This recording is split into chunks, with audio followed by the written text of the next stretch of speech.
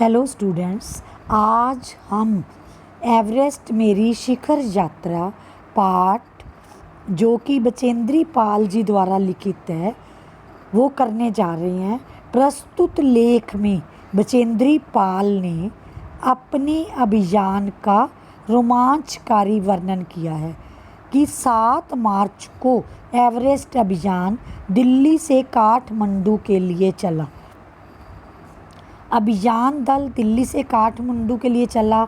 नमचे बाजार से लेखिका ने एवरेस्ट को निहारा मतलब अच्छी तरह से देखा। लेखिका ने एवरेस्ट पर एक बड़ा भारी बर्फ़ का फूल देखा। मतलब वो फूल कैसे बना, जब तेज़ हवा के कारण बनता है।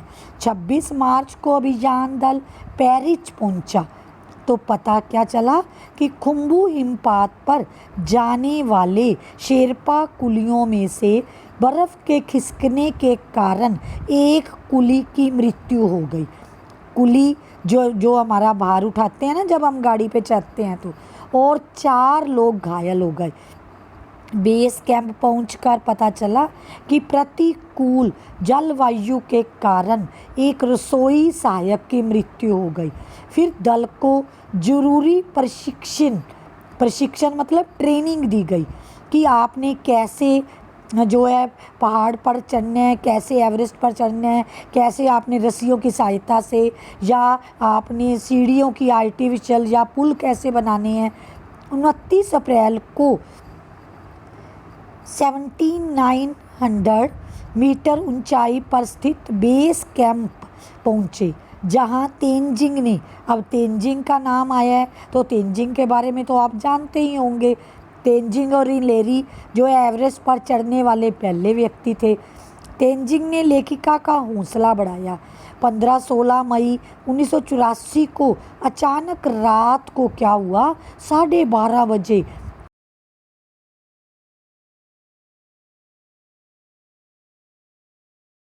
हर व्यक्ति चोटग्रस्त हुआ। लेखिका बर्फ़ में दब गई थी, उन्हें बर्फ़ से निकाला गया। फिर कुछ दिनों बाद लेखिका साउथ कोल कैंप पहुंची। वहां उन्होंने पीछे आने वाले साथियों की मदद जो थी वो करके सबको खुश कर दिया।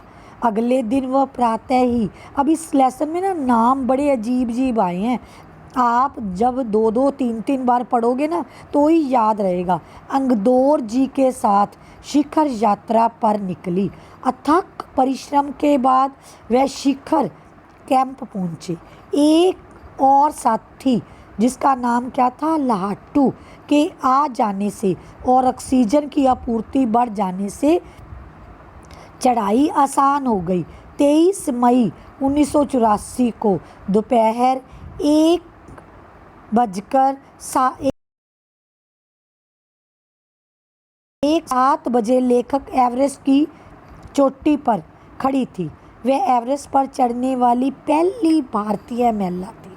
चोटी पर 2 व्यक्तियों के साथ खड़े होने की भी जगह नहीं थी। उन्होंने बर्फ़ के फावड़े से बर्फ़ की खुदाई कर अपने आप को सुरक्षित किया। लेखिका ने घुटनों के बल क्यों बैठी, क्योंकि वहाँ पर तो बैठने की जगह ही नहीं थी।